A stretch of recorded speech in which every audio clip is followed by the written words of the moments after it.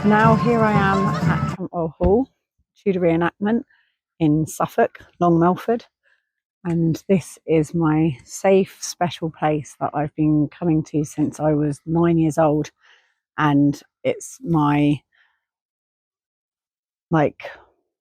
it's my inner world, really. I lived in Essex and grew up in Essex, and if I hadn't discovered this place, then I probably would have been in a very kind of Towie-like reality.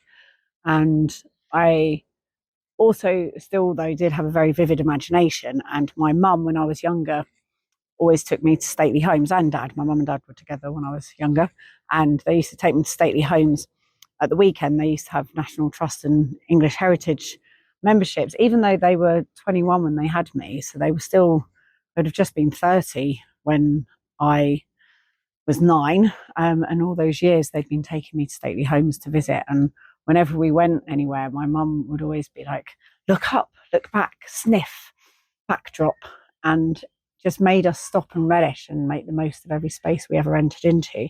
And we'd always collect feathers and leaves and the tickets and postcards and any little bits and bobs we could find. And when we got back from each place, we would make a scrapbook. And so I just sort of fell in love with history and being in beautiful historical places.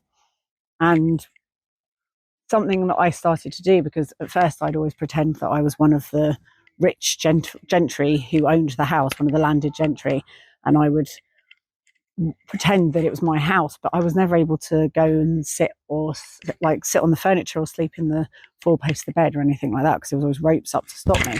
And so I then stopped doing that, and I started pretending to be one of the servants or maids, because then I could pretend to scrub the steps, and I could, be where the steps were, and I was able to go into the kitchens and move around the corridors and stuff as if I was a servant. And then I got really obsessed because when I was doing that and pretending to be a servant or a maid, I'd then start noticing people's initials engraved into the sides of walls and doorways. And then I'd start pretending that I was one of those people. And that made me really begin to imagine being in their shoes. And so then when a Tudor lady came to our school called Mistress Anne, and she talked about Kentwell, and she taught us to count in Tudor, which is Una, Tina, Weather, Tether, Pinky, Hater, Skater, Sarah, Dara, Dick. And that's why your little finger is called your pinky. And we got told about the Tudors, and we got shown the costume that we were going to have to make. And then we put together these very hilariously bad costumes.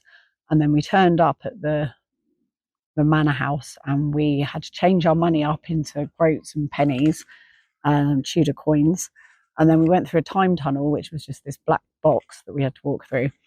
And then once we went through that, everything was Tudor. And back when I started this, which was like 1988, they were very strict about everything being absolutely authentic. So there was nothing inauthentic visible anywhere. It has got a lot slacker over the years, and things are quite different now. They almost do the Tudor bit just to keep us reenactors happy, because actually the other things they do make more money now, like Scaresville, which they do at Halloween and things like that. So really the Tudor thing's kind of just for us reenactors now. Just because it is a family, it's a community. We've been doing this for 40 odd years now, and people have been conceived and born here and married here, and so it's 500 people, and it's about the same size as Sark, the island that I live on. So not only is it the same population size, but it's also the same physical size, and all the generations hang out with each other as we do on Sark. And I'm clearly just very drawn to places like that. Croissant Neuf, who are the people that I stay with and hang out with at Glastonbury, have been doing Glastonbury since it opened, which is about 40 odd years ago. And that's a whole family as well, of about the same number of people who've all grown up with each other, and all the different generations hang out with each other. So that's 3 communities that I'm part of that are like that. And that's my world. That's the kind of world I like being in, and I want to hang out in. So I'm here now, and when I came here with the school, it blew my mind. And I remember breaking away from the school party and sitting on my own, and some Tudors walking past and saying, "Good day, mistress." And I said, "Good day to thee." And I was like, oh my God, they think I'm a Tudor. And I was so excited by it that my my teacher, who became my friend, but my teacher put me in touch with the woman who was her friend, who had come to the hall to the school to tell us all about doing the Tudor thing, Mistress Anne. And we found out how I could take part. And I asked Mistress Anne if she would be my guardian. I wrote her a letter and she said yes. And then I came and took part, and I worked with her in the dairy when I was 10 years old. And I learned to make cheese and butter, and learned all the skills of a dairy maid. I worked there for 3 years. But the whole time I was obsessed with the players, with the mummers, and they would perform plays and do dancing and be entertaining on the front sward. So every day when I finished making the cheese and butter, I would sneak off and go and watch them performing, and I just idolised them. And there was a woman called Penny who had this multicoloured cloak, and I just thought she was the coolest woman I'd ever seen. She was quite old and had long grey hair and 2 plaits either side of her head. And I just thought, I want to be like her when I grow up. She's so inspiring and so cool. And then years later, I finally became a player and then became a mummer. And one day when I was collecting my the box of costumes and props from this old dusty shed, I was pulling it towards me. And as I did so, the corner of the basket full of costumes hit this pile of rags, and this little chink of colour exposed itself. And when I saw it, I knew immediately that it was Penny's cloak, and she hadn't been going for years.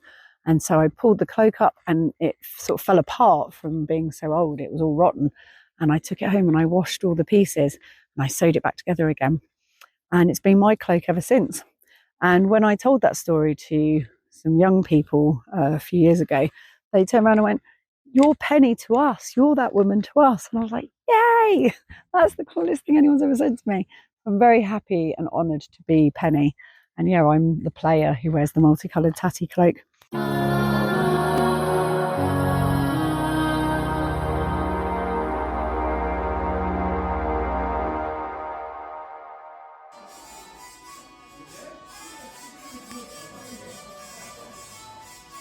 This is Jamie Lloyd, aka Samson, who is my oldest friend at Kentwell. I met him when I was 10, which I don't think you remember, do you?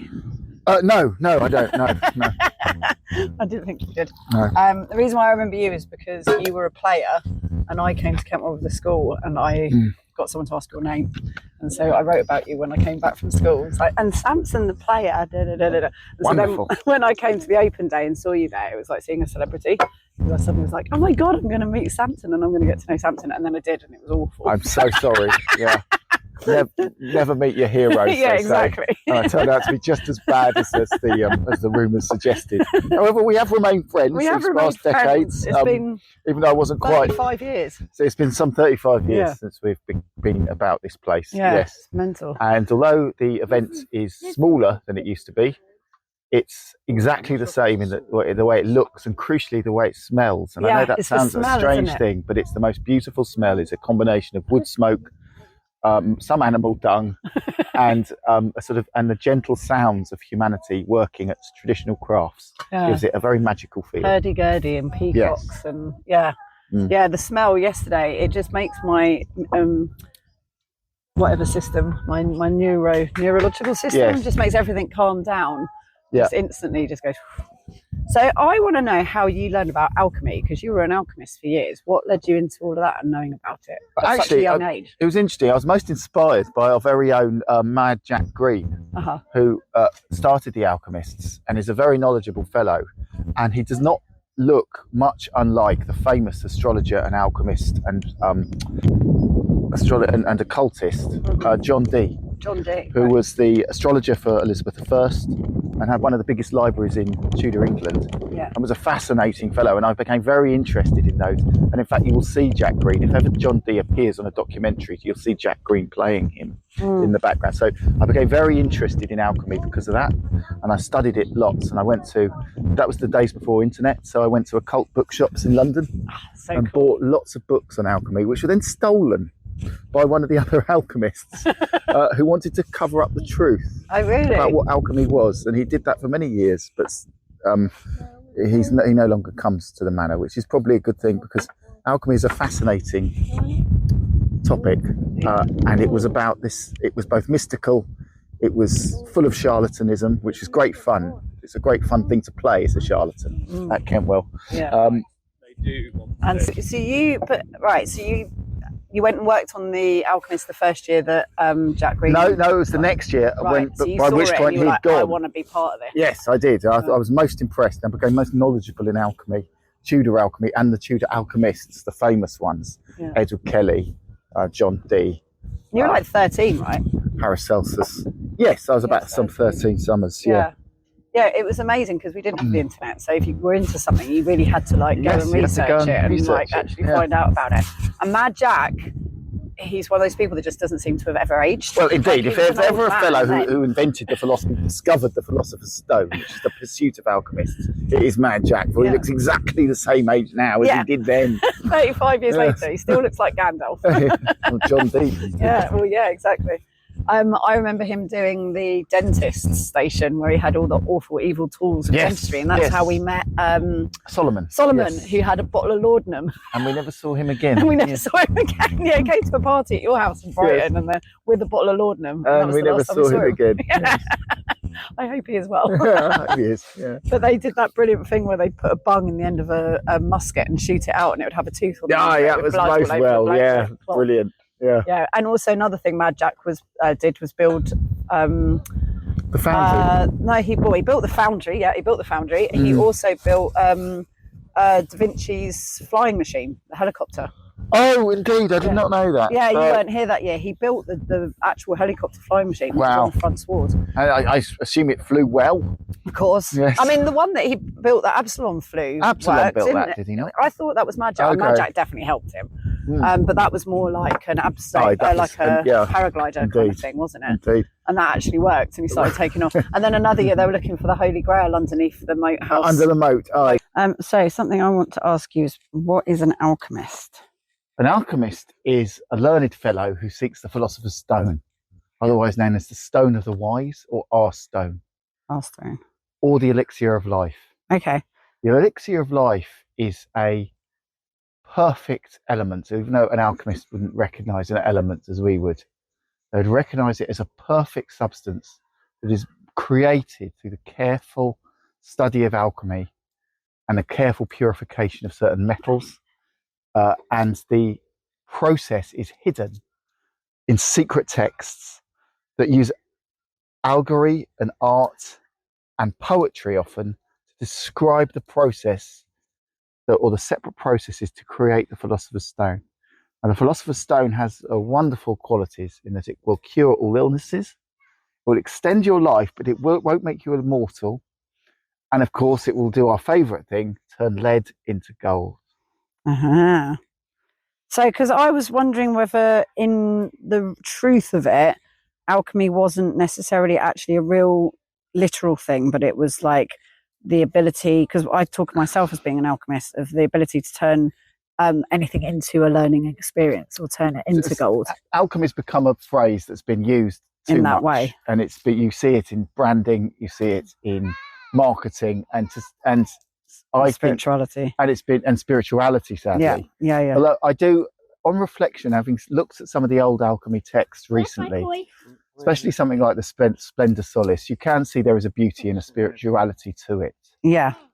Which we have to reflect on in a time of religions where society was quite obviously strict religiously, strict in the way you could think and what you could say and do. It was a radical approach to chemistry, right? That did have a spiritual side, and of course the allegory of turning lead into gold is obviously easy to interpret as a evolution of the human spirit or the human psyche from one of being oppressed and a sort of impure to sort of state of purity and mental clarity and spiritual clarity. Yeah, but that's not what it was. I think there is an element of that that's true. Right. But the majority of it was actually a physical process that people spent their lives doing. Right. And within that, they did make important scientific discoveries. Yeah. Roger Bacon, an alchemist and thinker way back in the medieval period, accidentally invented gunpowder, even though, of course, it had been invented already in Asia. He discovered the process of making it here in England. Yeah. But there's a very good description of Dr. John Dee making silver nitrate, for example. So they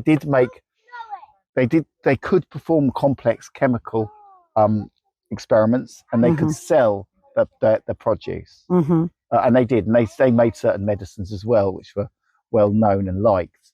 But it didn't distract an alchemist's overall aim of finding the Philosopher's Stone. Right, and that was ultimately to make lead into gold. Yes, but also to cure all illness, which would have, especially in that period, would have huge wonderful ramifications. Yeah, financial ramifications.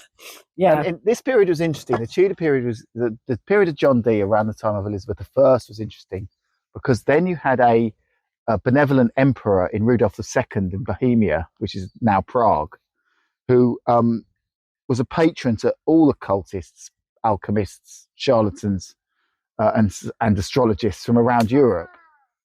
And alchemists flock there. And in fact, if you walk around modern day Prague, there are still places like the Golden Lane, called so because of the prevalence of alchemists there, and the Powder Tower, where a lot of alchemy went on, and experiments. And John Dee and his colleague Edward Kelly travelled there. And it ruined John Dee, because when he came back, his library had been sold, and he was out of favour at court, and he went and he died in poverty. But in their journeys into Rudolf II's courts, he discovered a whole angelic language called the Enochian language, which he wrote down, which he said he discovered through talking with angels through a crystal ball. Wow. So you can see where a lot of the analogies with wizards and witchcraft and magic came from, because these people were doing really quite dangerous things in terms of heresy. Yeah. But absolutely fascinating. And you can see John Dee's crystal ball still in the British Museum. Yes, I've heard that that's there. Wow, that's really cool. And so, like, what was the most amazing thing you did as an alchemist here when you were growing up? I think, obviously, our ability to actually deliver experiments was difficult. We made ammonia, which was quite an easy thing to do. Alchemists call it spirit of hartshorn, because by heating up the horn of a hart or a deer, you can indeed produce ammonia. I think that the best thing, obviously, we made lots of gunpowder, but we never made anything explode. Right. We tried to make eggshells fly, because there's a Chinese recipe for that. That never works. Most things we did didn't work. Right. However, what we did do, I think, was put on a good show. Yeah. Which is the importance of Kentwell. Yeah. And told a few stories. Yeah. Yeah. Your family have always been really good at it. Your brother spent a lot of time being mad, didn't he? Which was great. That was a really good fun. Nuts, yeah. And he never came out of character, which was terrifying. No, he was only terrifying. Like 18 at the time, and I was so scared of him. Some may call him slightly pretentious. Says the alchemist.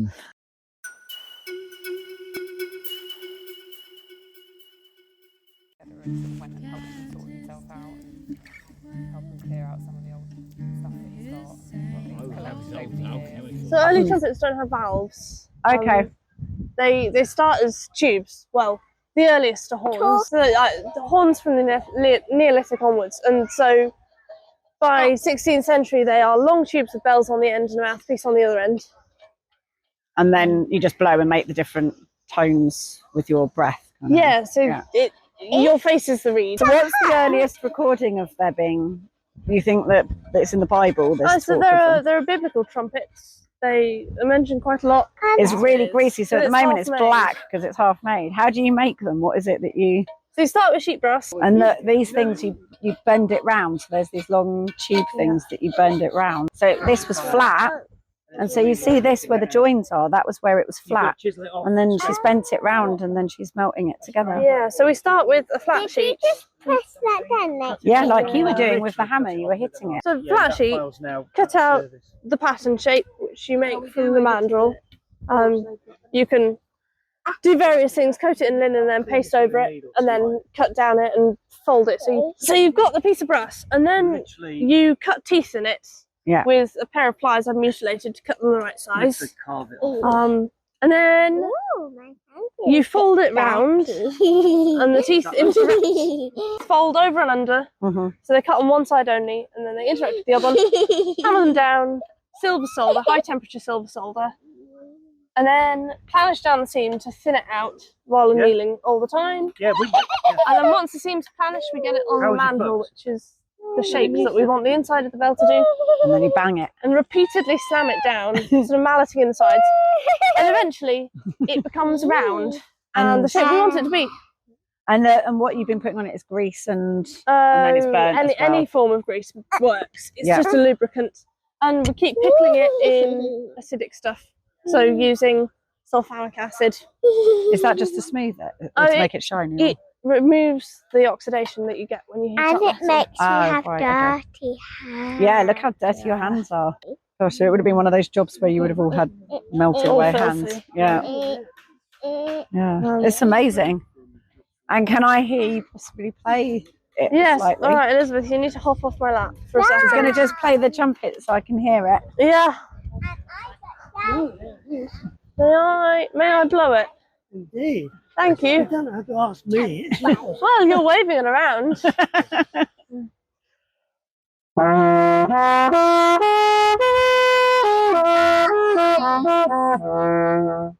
I'm absolutely blown away with how good it is.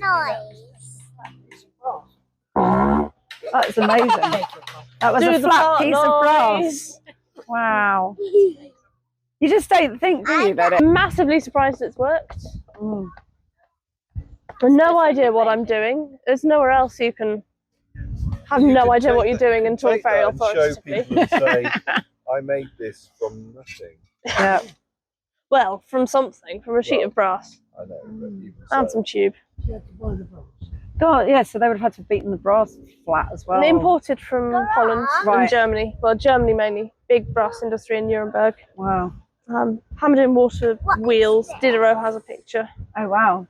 Wow, yeah, so it was getting flattened almost like a... Yeah, so there was, I can't remember where and when the boat sank, but there's a relatively contemporary shipwreck with huge amounts of brass on it in big coils. So sheets like that and huge coils and brass wire and things as well. It all imported. Nuremberg was the place. Wow. This, It's borrowed. right. Or Matt Martin, trumpet maker in Norwich, has, yes, lent the mandrels. This could be formed, presumably it has to be metal. Yeah. You have Has to make be a this well, one lump of smaller. steel.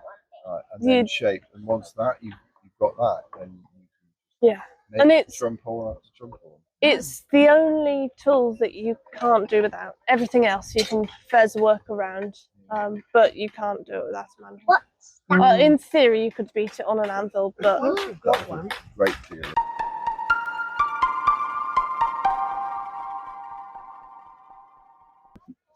It's a team endeavour, really. We're all on holiday. That's the first thing to remember. Keep saying. So, yeah, some people forget that. And it's all about it's team spirit. It's a team project, and we're trying to do difficult things. We've always done that here. We've come in a long time doing things that are more and more challenging, which is what it's all about, really. And this is something we built 30 years ago, a 16th century wood-fired glass furnace, scaled down Italian thing. With Mad Jack, who's over there, who's now 84. It's 84. his crazy idea. He doesn't ever seem to have aged. He's always looked. Well, the same yeah, age. yeah, but I think because he was older. older. Stone, hasn't Yeah, I think now when I first met him, he was a young man, but I saw him as an old man because I was even younger. Yeah, crazy. But he's built lots and lots of pottery, wood-fired pottery kilns. That was his living. He made it his living, and he said, "Let's see if we can blow glass." And so we built this crazy thing, which just eats trees. And it's been working, and you've been making these fabulous glasses. In the early days, it was nothing. It was very difficult because without the internet, there's only one book I could find in the libraries about how to blow glass, and I now realise that was very poor. But we sort of bounced along the bottom and had a lot of fun, and learned how to fire the furnace, how to melt the glass. That was the important thing. Yeah. And then we had children and stopped. Tell us for about the 20 glass. years. Like, what is it? What's the mix like? Well, this is soda lime. So, 16th century. The glass that artisan glassblowers are using now is pretty much the same as the 16th century glass. It's soda lime. Right. It's sand and tree ash, or ash from bracken ferns, or further down in Europe, they made better glass by burning plants that grew in salt water, sunflower, effectively. Okay. Yeah, in Italy, and they made a better glass chemically. Our glass wasn't so good. A lot of it dissolved when it was left in the ground. There was not so much of it remaining. I always see. So we haven't got we haven't got any left to yeah, they made a lot of rubbish. In this country we made a lot of rubbish glass. Right. Yeah, but this is we're not making glass here. Our furnace isn't big enough. It's not hot enough. Right. Glass was really made on a big scale. The Romans made glass on a massive scale in Egypt, right, and right next to where the soda was coming from that they mixed, and the sand. We're not sure where the fuel came from, but they made massive slabs of glass in the bottoms of furnaces, broke the glass up and traded it. And all the European glassworks at that time were using glass made in Egypt, called cullet, and shipped in great big chunks. And then that went on, and that was reused and reused and reused in the Dark Ages. Well, what we used to call the Dark Ages. Yeah. But yeah, we're too small to make it, so we're actually remelting glass that we've bought. Yeah. And adding colour to make it authentic, because British glass wasn't clear. Italian glass from Murano in Venice was the high-end Cristallo, and that was clear and thin and beautiful, and cost a fortune. You're getting patterns and stuff into it? Yeah, that's from a mould. So that's from a vertical mould. So it's a bunch of bars sticking up vertically, and I blow a bubble into it. It gets pressed against the bars. Yeah. And that gives me flutes, longitudinal flutes. And then when I get the glass up, the bubble hot again, and I grab hold of the end and I can twist. So I can put a spiral pattern into a beaker. Oh, right. Okay, that's what you're doing. Yeah, which is very 16th century. Very good. There's no spiral pattern in that. No. Our glass is full of bubbles and full of stones. Bubbles are called seeds, and stones are bits of brick that have fallen out of the roof of the furnace into the glass. Right. And they're trouble. But the seeds are just, well, sort of authentic. Yeah, yeah. Adds to it. Yeah. And how do you do flat glass? So if you're doing stained glass windows? Well, there's two ways. You either make a plate, you effectively make a bowl, get it really hot, and then spin it really fast on the end of your blowpipe, and it flashes into a flat plate. Oh, got you. Or you make a huge cylinder and cut the ends off, slit it open, and then tease it out to be flat, and that's muff glass. And is it a slow liquid? Why do yeah, there's a myth that windows are thicker at the bottom, that windows have slumps, but glaziers always put the thick end. So if you imagine you make a glass bowl, get it really hot, and then spin it so it flashes out into a flat plate, the stuff in the middle is always going to be thicker. Right. And right in the middle is the bullseye, and that's the bullseye you get indoors typically. And then the lights, the diamonds you cut out, called lights further out, they're always thinner on the edge. And glaziers always put the thin side up. Right. And it hasn't actually flown over time. It can't. It is a liquid, but it's way too viscous. Right. You know, it takes millions of years. I like debunking myths. That's good. Yeah, that's absolutely. Good. Yeah, that's absolutely. Awesome. But it is supposed to. Yeah, it is a fluid. So you're firing up tomorrow night, and you're gonna. Yeah. So we'll start middle of the day, warming the furnace up, burning trees. Then we'll start pushing in the evening. We get beyond between 300 and 400 is a danger point for us, because the ceramics of the crucibles and the bricks don't like it. We've got to sneak. Once we get to the first, what we call first red, so the first colour you can see is about 400, 500 degrees. Then we can start to really fire it, chuck more wood in. Amazing. And we're burning 8-foot lengths of timber that are round trees that are sort of 4 or 5 inches in diameter, and we get through a considerable quantity of those through the night. Start to charge the glass by midnight. 1 in the morning we should have the crucibles full. Then we keep charging, keep the temperature up, let the glass melt, then let all the bubbles rise. Fining, that's called. And then in the morning we should have reasonable glass, but we have to go as hard as we can, firing the furnace, stoking it through the night. That's amazing. I've been so impressed with how efficient the Potter's Fires kiln's been. Yeah, that's right next door to us. They're very different. They have to sneak up because the pots are damp. They've got to get all the water out. Right. Clay's full of organic material that's come out of the ground. They've got to burn that organic stuff out. They've then got to burn the sulfites out and get the sulfur out. All these things turn to gas, and if they're not careful and they make the pot, they start to sinter the pot, so the ceramic, the clay, starts to harden too soon, and that gas hasn't escaped. That makes bubbles. They get bloating, and that trashes it. We're just trying to melt glass. Just trying to melt it. Yeah, just get it as hot as possible. But when they get to full heat, so they get to 1,000, 1,100, 1,150, whatever they're going to their earthenware. they get to temperature, they stop. We get to temperature, then we start to put the glass in. Right. Then we start to melt, and then we keep going for another 18 hours because we've got to then work it. We've got to melt it. We've got to Keep fine going. it, and then we've got to. So it's an all-nighter tomorrow night. Yeah. Which, as you well know, is a bit of a party. Yay! Excellent. Thank you.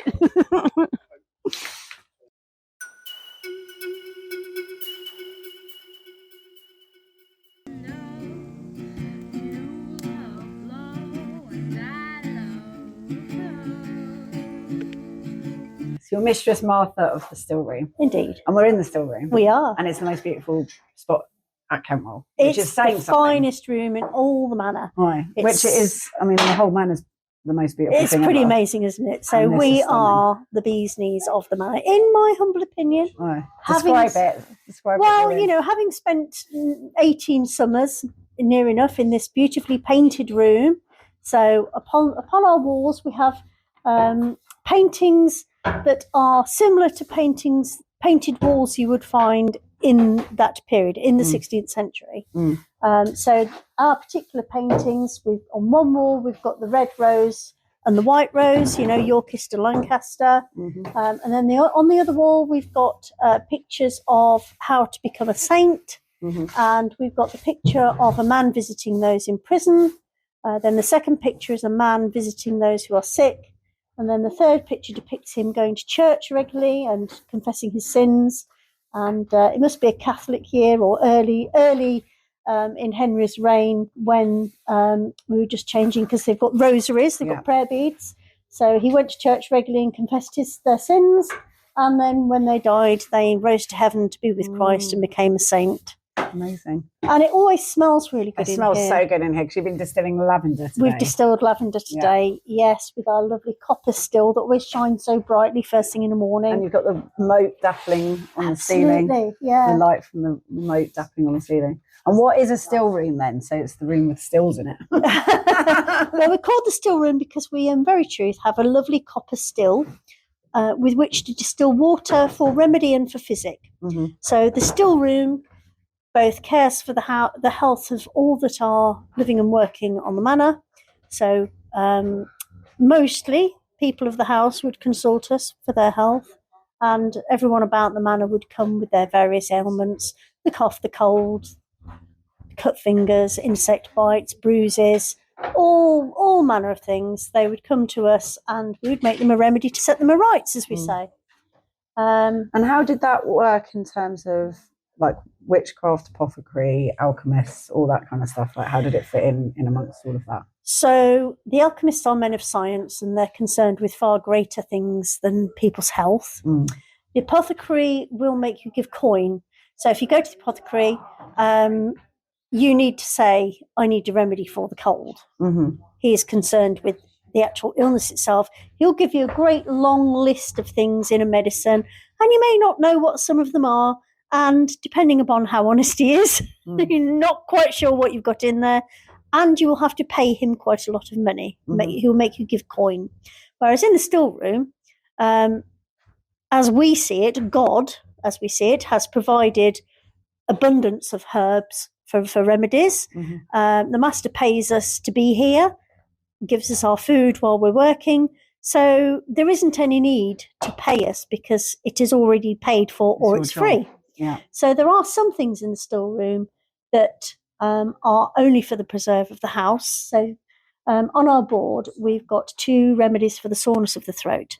One is lemon and honey, and the other is onion and honey. So, of course, onions, they grow in the garden, the pottage garden. They're almost free. Nobody needs to pay for that. The lemon has come from a far land. Of course, lemons aren't growing in Sudbury. So the master's had to buy that from a merchant who's travelled a long way. So obviously he's given coin for that. So that is only for the preserve of those within the house. Right. And so would most great houses have had a still room? Yes, indeed, yes. So as well as caring for health, of course, we will make certain things to go for the house. So things like the lavender favours that you saw us weaving earlier with pretty ribbons to scent the linens. The sweet bags of ground finely scented herbs that you've seen the children grinding in the mortars and pestles, they will be put with squares of linen and tied about with a ribbon, and they will go to the housekeepers, and they will keep the moth from laying their eggs among the fine cloth of the gowns of those in the house, and indeed the beautiful tapestries and wall hangings that are there. Moth like anything that's very nice and fine, and silk and wool. So that's the majority. So keeping the moth away is greatly important. So what's your favourite thing to make? Like, what is it that you love working with the most? I think making lavender favours. It's you end up with something very pretty. Yeah. So you weave the ribbon. It smells very fine. Smells delicious. And the master's visitors, when they come, they feel it's quite something. It's something that's very simple to make. Doesn't cost over much to make, but the visitors really like to see it, and you end up with something that looks pretty. Yeah, it's lovely. Yeah. Right. Do you do pomanders? So we're not calling them pomanders anymore, but they're called clove-studded oranges. Right. So yes, always we do clove-studded oranges. Because the pomander is actually the casing for something that smells well. Right. It's something that I've learned recently. Right. So yes, clove-studded oranges, they always look very fine. People like to see those, and that's good to get the children doing as well, because they can make holes and put cloves in, and they feel they've contributed. Yeah, I made them with the school when I came, so I remember doing them. Oh, how lovely. And they last forever. Well, they do, yes. I mean, you can make them smell even better by grinding some nice smelling resins. So also things like cinnamon with a binding agent such as orris root, which is the root of the iris plant. That helps to fix scent, as indeed does archangel seeds.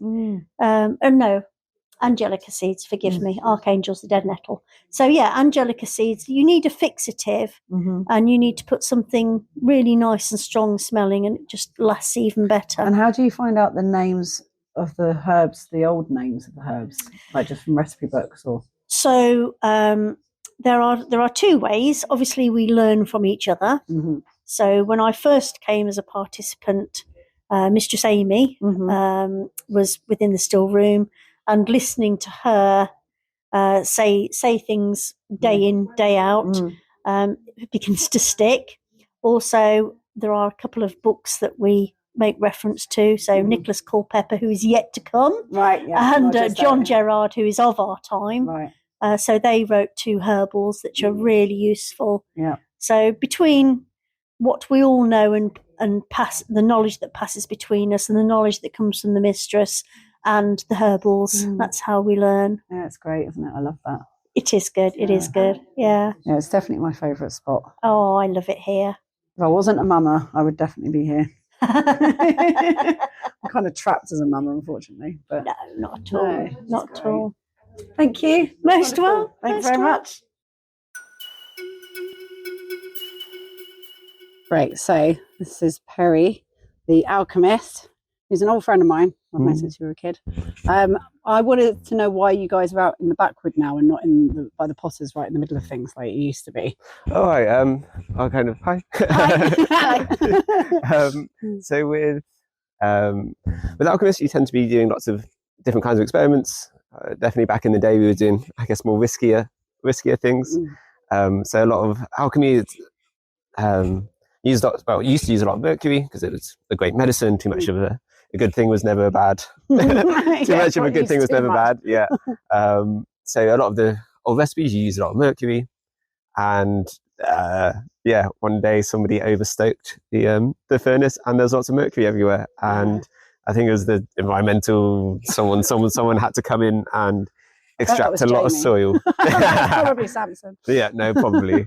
So since then they've kind of moved us further away from the house. Right, so that was real. That really happened. So that was a real one. They overboiled the mercury and then you got moved to here. I know. Right. But in the days of old, it would have been a good idea to keep you separate anyway, because you've been blowing stuff up. And yes, so you would have been probably away from people a bit. Oh yeah, so there's a couple things there. So alchemists were massively involved in the manufacture of gunpowder.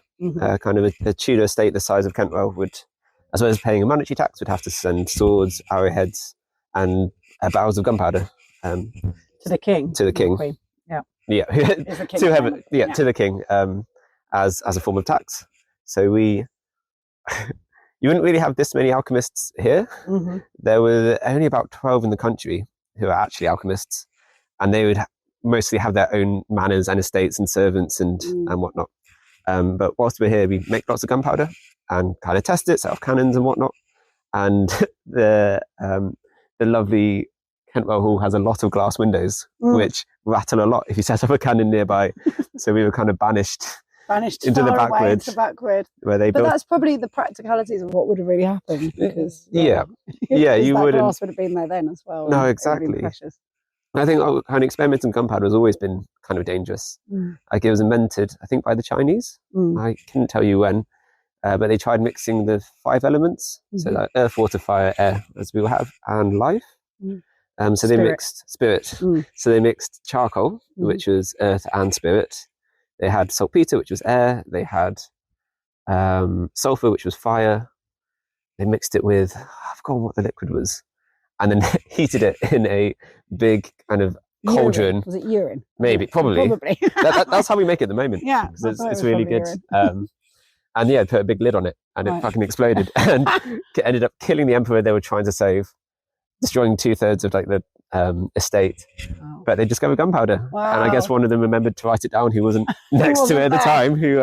So I think that was how gunpowder kind of came to us. And you were writing a book on saltpeter with Mad Jack.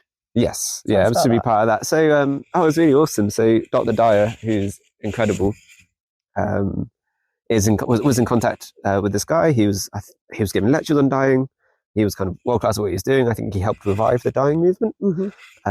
And she got in contact with her family, and he'd passed away. And they were like, you can come and look through his stuff. It doesn't really mean an awful lot to us. So he went over, and he was partway through writing a book on saltpeter, and he did his own experiments. He was kind of getting data. So kind of post Posthumously. Yeah, that's one. That one. I don't know. Sorry about Posthumously. He's so he wants to try and get this book sorted. And cool. Matt Jack's awesome. He does lots of really cool things, I'm sure. As you guys probably know. A whole podcast for him now. Yeah, fantastic. Dr. Dyer is obviously really interested and knows a lot about it. And as an alchemist and in the real world, I'm a chemist. So it's like quite a nice kind of emergence. We haven't done much of it at the moment, but hopefully at some point we'll get going with it. And were you inspired by Kentwell to go and become a chemist? Yeah, massively. Yeah. So you got into alchemy here first, and then that's made you go become a chemist in the real world? Or is that the way around it was? Yeah. So I was 11 when I turned up here. Right, okay. Kind of really shy, bit nervous, kind of. Yeah, I think I wanted to be a dancer at the time. But then I can see you being a dancer. I loved it. But yeah, came to the Alchemist, and it's great. You're like making gunpowder, setting off explosions, setting off cannons, and it was also it still had kind of, I guess, the art of the science behind it. Yeah, the mystery, the mysticism. Like the spiritual side of it, and kind of it was all encompassing. And here's just a lovely space anyway. Yeah. And I had an amazing tutor, Dr. Robert. Bless him, he's no longer with us anymore. But yeah, massive inspiration. That's got me interested in science, and then you've been smashing it in the science world. Been trying to. But that's amazing, because so 3 boys who were pretty tearaway boys, and then Robin discovered that he's amazing at archery. And he's a really physical person. I mean, Arthur's just learned everything. He can build anything and do anything, with his hands and physically. And then you've learned this chemistry. That's cool. Very lucky to be here, and very lucky to kind of had the intergenerational relationships you kind of form here. And a lot of advice, which was good. But yeah, massively changed my career. Mental. We are the apocalypse dream here. Really. We know how to actually live. It's a self-sufficient farm. Yeah, it's mental. You got your dairy, your bakery, more importantly, your brewery. Yeah, exactly. And actually, they know what they're doing. They're doing really good beer. They made that today. So rosemary ale, I think. Oh my god, that was amazing. Yeah, no, it was awesome. I had some today. Yeah. It's a really lovely space. It's a really creative space. Yeah. I was just saying about the Alchemist giving me a week's worth of fireworks. So we were doing Arthur, and I was Morgana Le Fay, and we used to have a balcony that went over a cart that was our stage, and they gave us a week's worth of sulphur packages for smoke, gunpowder to explode, and a big pot of magnesium to be like sparkles. So it was like I was doing sparkly witchy things. And because I was drunk and stupid and I'd forgotten my GCSE science lesson, I went and poured the whole pot of magnesium onto the embers rather than picking a little bit out and putting it on. And it went into the pot, like fire ran up into the pot, and then the whole pot set fire. And I was literally getting covered like freckles. The whole of my body was covered in magnesium burns. Oh. But below me was Emlyn and Pip. And I didn't want to drop the magnesium on their heads. So I was like, get out of the way, get out of the way, get out of the way. And everyone's watching the play. Like it was like when we have the full audience watching. Yeah. And the sparks then set fire to all the sulphur and gunpowder. So a whole week's worth of sulphur and gunpowder went off. It looks incredible. I bet it was incredible. And then I dropped the magnesium down and it exploded all over the stage. That all went off. So I spent the whole night hugging a sack of ice. Ended up not being scarred, which was amazing. Nice. And then that night, Emlyn wet the bed. It's an air bed, so I just woke up in a puddle of wee. It's the only time he's ever done that. But I wonder whether the urine stopped me from scarring. I don't know. It might have this is one way to start. When to find out, I guess. Oh God! I bet that was so ridiculous. I hope the people in the crowd thought it was all part of it. Well, like, there was the budget for this is mental. So good. Wow, you guys are incredible. Yeah, I mean, we managed to just about stay in character. I think there was a lot of swearing, but it worked out well. So, what's your favourite thing that you do on The Alchemist? What's your favourite experiment or thing that you show visitors? I'm not sure. I think it depends on what visitors are here. Mm-hmm. So you have kind of lots. So you have a really nice kind of colour change thing, which is quite interactive. So it's really simple. You take boiled cabbage water, vinegar, white vinegar, so it's like clear, so it's a bit mysterious, and just bicarbonate soda in water, and you kind of change it from like purple to blue and then back to purple. And like kind of little kids love it. And like you get them to smell the things and like, what's that vinegar? Like, what's a vinegar? And you can kind of like, you can see them becoming engaged. And it's kind of having that one-to-one time, I guess, in some way a bit kind of fantastical. Where you can kind of disconnect from whatever kind of learning situation you've been in before. Yeah, what you think school looks like.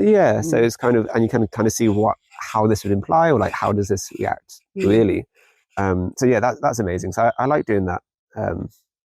I like kind of, I enjoy chatting to kind of the younger ones because they kind of get I don't know, you still have like the world's still a bit magical. And here you play up to that and like, oh, this and this, and which is nice because I kind of went through a phase when I was younger. It's, this is all cool. And it's nice being kind of a bit behind the curtain, but actually it's just chemical reactions. But now I'm kind of coming around again to like everything's still a little bit magical. Like kind of learning. I guess like looking into quantum mechanics. I wouldn't want to kind of study it properly because it's a lot of maths, and I think you like lose the magic of it. But kind of listening to other people who know what they're talking about talk about it is incredible. It's kind of mind bending, and it is kind of magical. Like everything kind of here is. I've heard some really interesting things recently. So my friend's husband died, and she saw him in a dream, and he said, it's all a lot more organised than you'd imagined. And my friend Jonathan Kay, who did a podcast a little while ago, he's taught me fooling. He said, we see it as chaos, because I was obviously talking about the nonsense in the chaos. And he's like, you see it as chaos, but actually it's only because we don't understand it. So beyond the known is this thing that's chaos and unknown and unexplainable. And it seems like madness and mayhem and, but actually it's just because we don't understand it yet. And that it will become more organised the more we understand things. Oh, that's cool. That's a really interesting way of looking at it. Yeah, no, that's really interesting. Something I want to mention on the alchemist stuff is how important kind of women and balance have always been in alchemy. Lots of different elements of different genders. So if you was performing an experiment, say with silver, as a guy, I wouldn't be able to touch it because I'd corrupt the energies of it. Oh, wow. So silver would always be kind of you'd need a woman to be able to kind of hold it and process it, because a lot of alchemy was, I guess, you had the emerald tablets, so like as above, so below. Where everything you could do physically, you could do spiritually. So kind of like calcination would be a process you can do to kind of heat something up, but spiritually you'd also have to be able to reach the same step. And only when you do kind of both of them simultaneously do you get to the philosopher's stone or the elixir of life. Oh, wow, that's really interesting. That kind of thing. Because I know someone whose heart calcified and they've been drinking hard water all their lives, but also as a person they were very much like that as well. Okay. So there's something kind of maybe in that. Yeah, making sure that you don't get hard-hearted and of course, the body keeps a lot of totally. That's really interesting. Yeah. No, so did they have female assistants then? I think you had female assistants. You had females in their own rights as alchemists. I think one of the most famous was Egyptian, and she was renowned in her own right.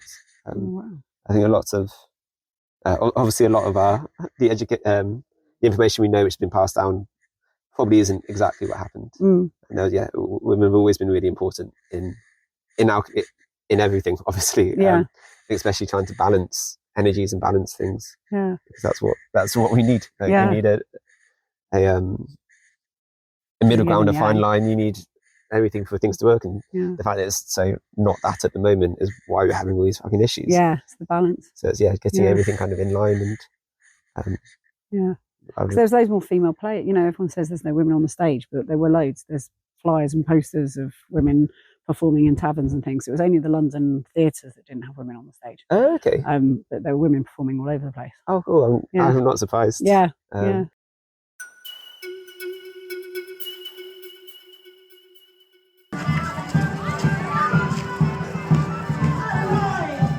So that's Kentwell Hall. I cannot believe how many interesting people there are here. I'm just from starting to interview people thinking, wow, I need to do a full podcast with this person and this person and this person. It's just wall-to-wall experts. That's what it is. And people who you definitely want on your team in an apocalypse. And we are a really fun, interesting and excited and curious lot. So it's just, it spills into our everyday lives, but this place has affected us all so much and had huge impacts on our realities. And just, it's one of those things where when I was younger, I got really mocked for doing it, and then got older and was like, nah, this was really good. This was definitely cool. Especially now there's a big folk revival, and the skills that we have between us are phenomenal. And we're all very proud of the things that we've achieved over the years. And I don't know how much longer this place is going to be running for. Hopefully a long time still, but there's a chance that it might not be around for much longer. And so we've been lucky to have this window of 40 years where we've got to live this incredible life together and relish in each other's unbelievable talents and creativity.